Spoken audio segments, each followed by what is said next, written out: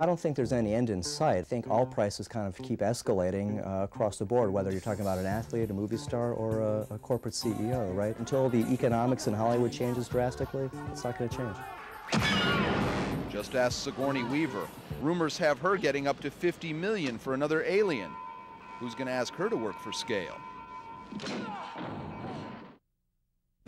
I couldn't help noticing on the FBI's rather dull public website that I have been elevated to the more prestigious 10 most wanted list. Is this coincidence, or are you back on the case?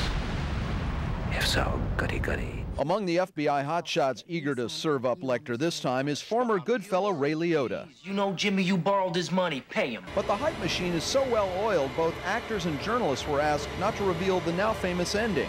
I couldn't help giving one clue while chatting with Brett. They say acting isn't brain surgery, but apparently it is. I can't comment on that. This had an interesting challenge to it because the end, I know they don't want us to say a lot about it, but it was like, how do you do it? It's just so out there and bizarre. Now listen to Liotta try to describe the ending without describing it. His handlers are just off camera. What state of mind are you in when you're under medication like that? Is there a medication like that, or could they really perform that, which I guess they could from what I hear, because that's what they do sometimes, force situations on things that need to be done like that? Your answer there is about as hazy as the state you're in at the end, and you have so perfectly described an ending without describing it. But here's the real surprise. The movie's a huge hit, and the studio still doesn't want us to show you any more of Gary Oldman than this, or this, or this. Fantastic. Suffice it to say, he could use a facial. In fact, he could use a face. I brought you some Kiehl's facial products, although it looks like everything's cleared up from the movie. But oh well, I'll put these on tonight. They might look like something else on camera. What was it like having one eye glued open for a period of time? In a word, uncomfortable. Yeah, you get a bit grumpy, you know. Could someone just close my eye, please? It's like being a baby, you know, when you do something like this. You know, you have makeup on your hands and you've got this thing on your face and you can't really do too much. How do you go to the bathroom? I don't know if I want to talk about that. And then there's the question of billing. Oldman's name doesn't appear in the opening credits. Early reports said it was because his name wasn't above the title. Oldman says no. We just thought it would be fun and have a bit of a tease, you know.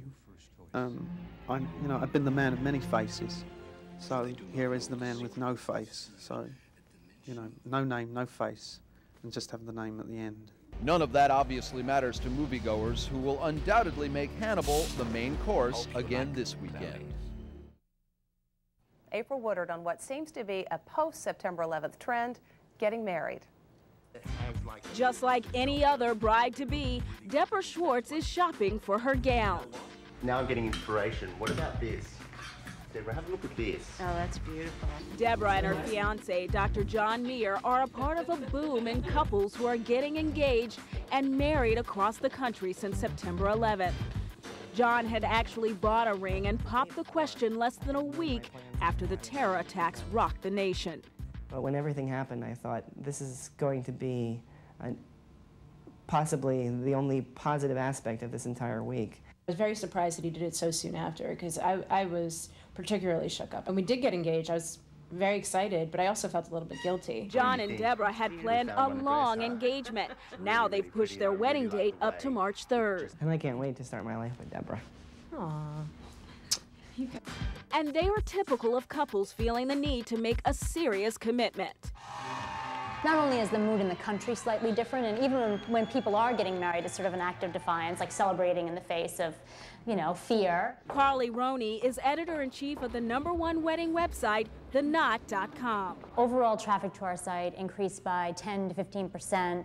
There were 60% more gowns being looked at, and articles like 50 Ways to Pop the Question went from number 200 to number 2. And New York City bridal shops like Michelle Roth have seen a surge in business post 9/11.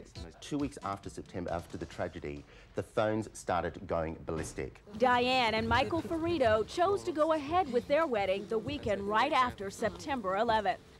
Had you all ever considered not getting married in light of what happened September 11th? No, absolutely not. Not that day.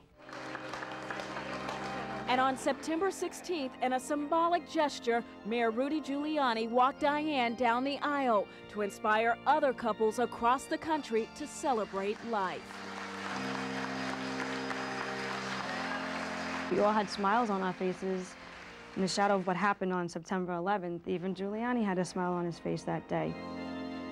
I think it helped a lot of people through it. The bride today really knows she's a symbol of joy and of hope, and she's stepping into that role. Millie Martini Bratten is editor-in-chief of Brides magazine. Among the trends, a renewed attention to tradition, family, and friends. What we're seeing going forward is people creating celebrations that are very meaningful, not frilly for the sake of it, but meaningful. And the hottest wedding theme?